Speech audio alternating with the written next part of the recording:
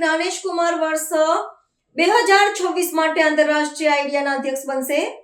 સ્ટોકહોમમાં 3 ડિસેમ્બરે વિધિવત પદભાર સંભાળશે.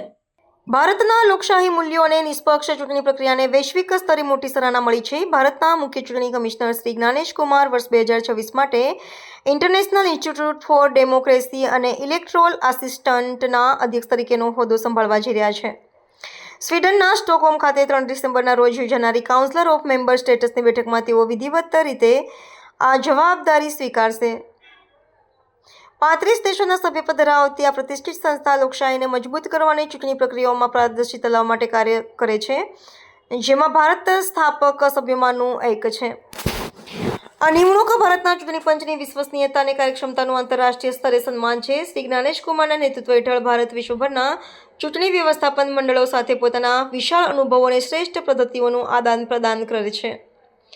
અધ્યક્ષ તરીકે તેઓ વર્ષ 2026 દરમિયાન સંસ્થાની તમામ કાઉન્સિલર બેઠકોની અધ્યક્ષતા કરશે અને વૈશ્વિક ચૂંટણી સુધારોમાં ભારતનું નેતૃત્વ પૂરું પાડશે. ખાસ કરીને ડિજિટલ યુગમાં મતદારોનો વિશ્વાસ જાળવવા અને ખોટી માહિતી સામે લડવા માટે ભારતની તકનીકી પ્રગતિ અને વહીવટી કૌશલ્ય અન્ય દેશો માટે માર્ગદર્શક બની રહેશે. આંતરરાષ્ટ્રીય સ્તરે મળેલી આ જવાબદારી ભારતની વિશ્વગુરુ તરીકેની છબીને વધુ ઉજળી બનાવે છે.